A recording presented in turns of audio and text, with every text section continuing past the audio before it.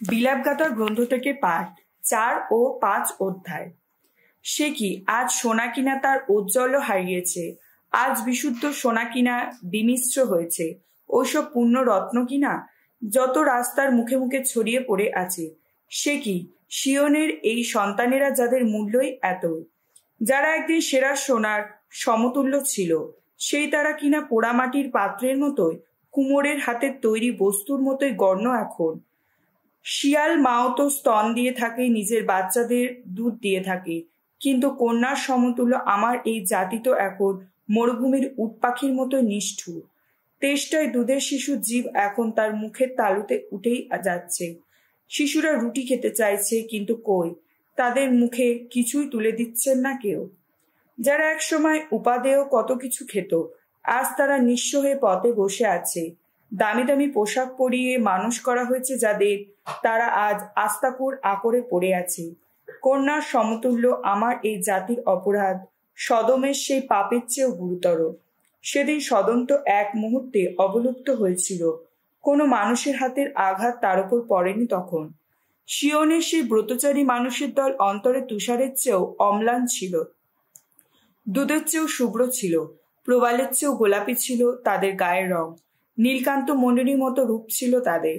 কিন্তু আজ ভূষুর চেয়েও কালো মুখটা তাদের পথে দেখতে পেলে তাদের তো চেনাই যায় না। তাদের গায়ের চামড়া হাড়ের ওপর কুঁচকেই গেছে, তা কাঠের মতো শুকনো হয়ে গেছে।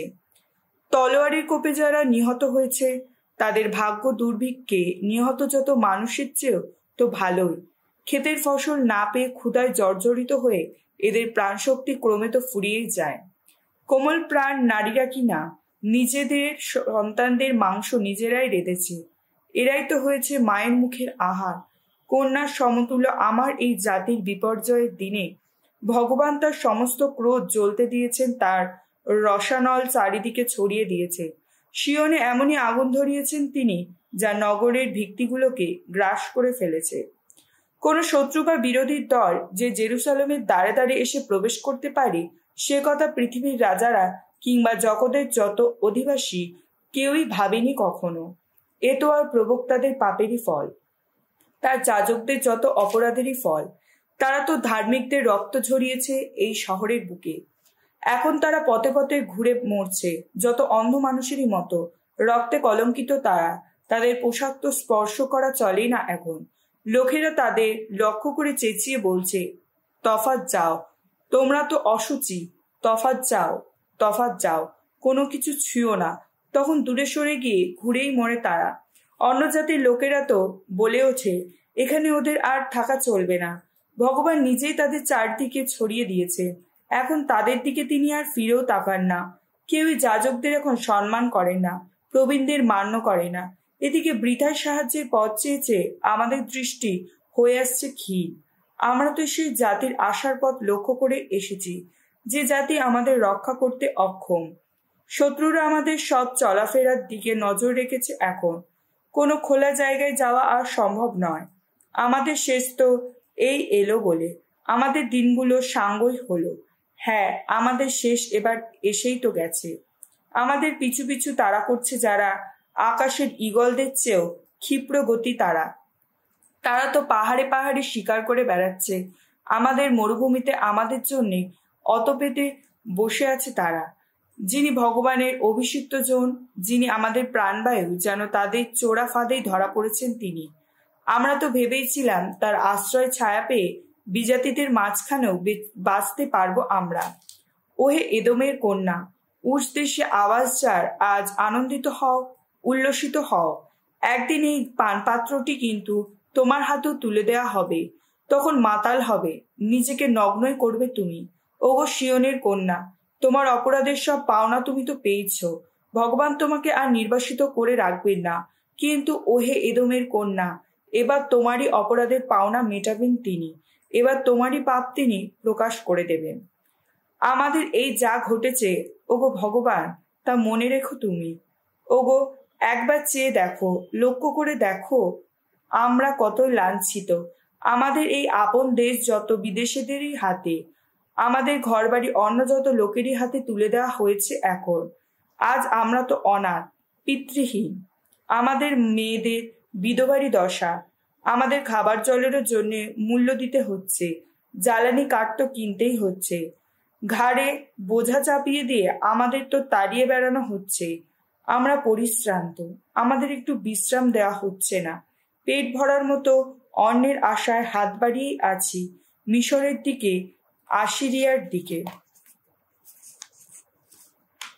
আমাদের পিতৃপুরুষেরা তো পাপ করেছিল, আজ তারা আর বেঁচে নেই, বরং আমাদেরই এখন বইতে হচ্ছে তাদের যত অপরাধের বোঝা।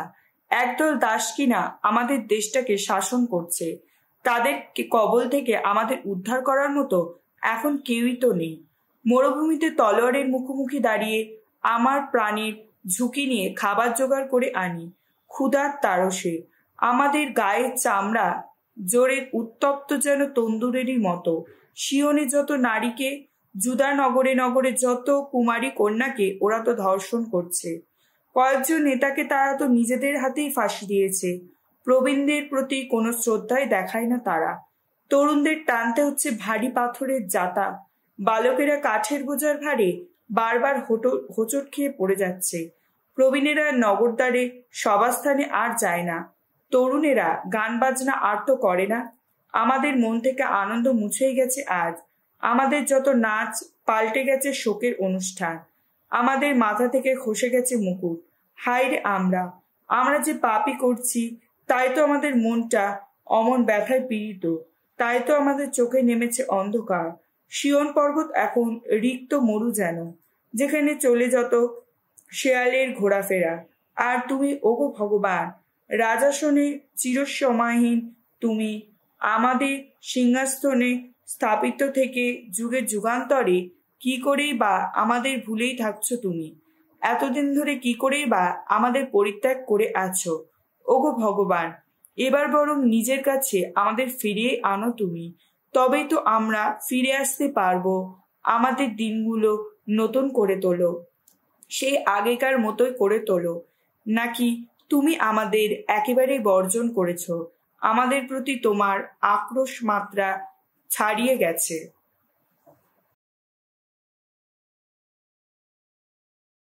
ভেনসিরার গ্রন্থ থেকে পাঠ, 25 অধ্যায়, 1 থেকে 11 পদ।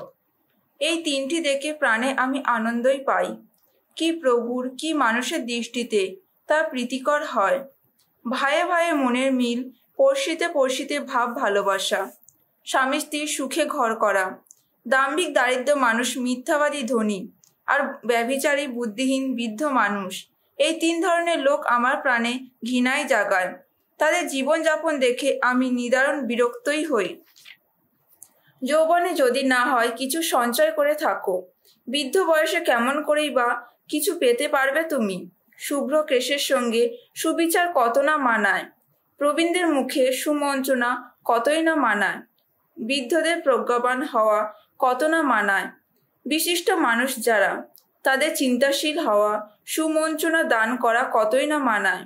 সুগভীর অভিজ্ঞতা, তা যেন বয়স্ক মানুষের মাথার মুকুট। প্রভুকে সম্ভ্রম করা, এতেই তো তাদের গৌরব। আমি এই 9টি পরিস্থিতির কথা ভাবতে পারি, যেগুলি সুখের বলে মনে করি। আর দশম একটি কথা, যা আমার জীবের ডগায় রয়েছে, সেই মানুষেরই পরিস্থিতি যে নিজের সন্তানদের নিয়ে আনন্দ পায়। আর তারাই পরিস্থিতি যে বেঁচে থাকতে নিজের শত্রুদের পতন দেখতে পায়। ধন্য সেই মানুষ যে সুবুদ্ধি স্ত্রীকে নিয়ে ঘর করে থাকে, আর সেই মানুষ যে একই সঙ্গে বলদ ও গাধা নিয়ে চাষের কাজ করতে যায় না। ধন্য সেই মানুষ যার রসনা হয়নি কোনো স্খলনের কারণ, আর সেই মানুষ যাকে নিজের চেয়ে কম যোগ্য মনিবের সেবা করতে হয়নি কখনো।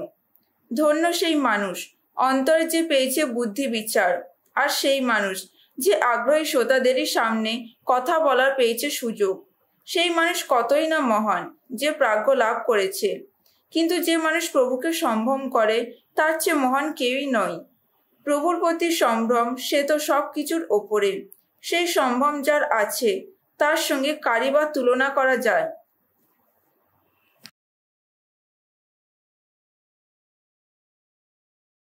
যোহন রচিত মঙ্গল সমাচার 9 অধ্যায় 1 থেকে 23 পদ। একদিন যিশু যেতে যেতে পথে এক জন্ম অন্ধকে দেখতে পেলেন। তার শিষ্যেরা জিজ্ঞেস করলেন, গুরু, এই লোকটি কার পাপের জন্যে অন্ধ হয়ে জন্মেছে? তার নিজের পাপের জন্যে না তার বাপ মায়ের পাপের জন্যে?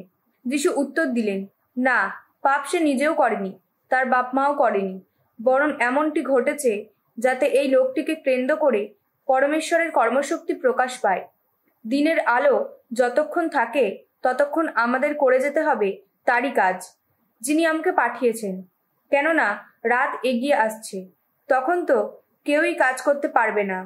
যতক্ষণ আমি এই জগতে আছি ততক্ষণ জগতের আলো হয়েই আছি। এই কথা বলার পর তিনি মাটিতে থুতু ফেললেন। সেই থুতু দিয়ে খানিকটা কাদা তৈরি করে তিনি অন্ধ লোকটির চোখে তা মাখিয়ে দিলেন। তারপর তিনি বললেন, যাও, তুমি এবার শিলোয়াম জলকুণ্ডে গিয়ে চোখ মুখ ধুয়ে ফেলো। শিলোয়াম শব্দটির অর্থ হলো প্রেরিত। অন্ধটি সেখানে গিয়ে চোখ মুখ ধুয়ে ফেলল। যখন সে ফিরে এলো তখন সে আর অন্ধ নেই।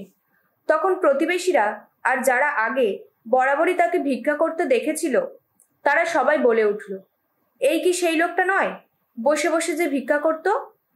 কেউ কেউ তখন বলল, হ্যাঁ, এ তো সেই লোকটাই।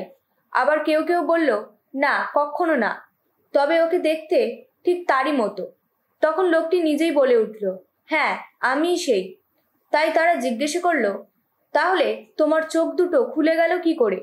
সে উত্তর দিল, ওই যে ওই মানুষটি, যিশু নামে যিনি পরিচিত, তিনি খানিকটা কাদা তৈরি করে আমার চোখে তা মাখিয়ে দিলেন আর বললেন, তুমি এবার শিলোয়াম জলকুণ্ডে গিয়ে চোখ মুখ ধুয়ে ফেলো।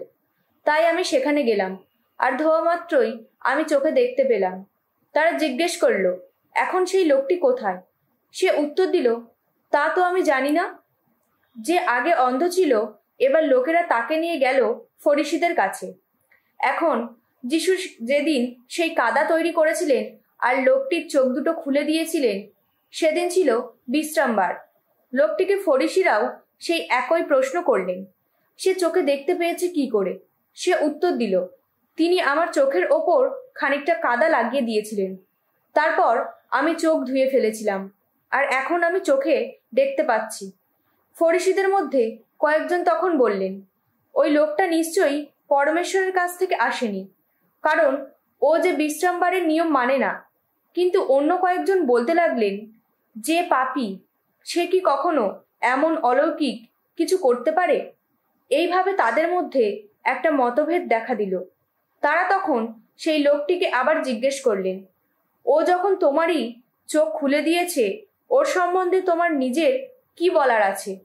সে উত্তর দিল, আমি তো বলি তিনি একজন প্রবক্তা। সে যে সত্যিই অন্ধ ছিল আর এখন দৃষ্টিশক্তি ফিরে পেয়েছে। ওইসব ইহুদি ধর্মনেতা সে কথা তবুও বিশ্বাস করতে রাজি হলেন না, যতক্ষণ না তারা সেই লোকটির বাপ মাকে ডেকে আনলেন। তারা তাকে জিজ্ঞেস করলেন, এই লোকটি কি তোমাদের ছেলে? তোমরা কি এই কথাই বলছো যে ও অন্ধ হয়েই জন্মেছিল? তাহলে ও এখন চোখে দেখতে পাচ্ছে কি করে? তার বাপ মা উত্তর দিল, আমরা এই কথাই জানি যে ও আমাদের ছেলে আর ও অন্ধ হয়ে জন্মেছিল, তবে ও এখন চোখে দেখতে পাচ্ছে কি করে তা আমরা জানি না, আর কেই বা ওর চোখ খুলে দিয়েছে তাও আমরা জানি না। আপনারা ওকেই জিজ্ঞেস করুন, ও তো সাবালক হয়েছে, ও তো নিজের কথা নিজেই বলতে পারবে। লোকটির বাপ মা ইহুদি ধর্মনেতাদের ভয়েই এই কথা বলল, কারণ তারা এর আগেই নিজেদের মধ্যে স্থির করে রেখেছিলেন যে কেউ যদি যিশুকে খ্রিস্ট বলে স্বীকার করে নেয় তাহলে সমাজগৃহে তার আসা বন্ধ করে দেওয়া হবে। সেই জন্যেই তার বাপ মা বলেছিল, ও তো সাবালক হয়েছে, আপনারা ওকেই জিজ্ঞেস করুন।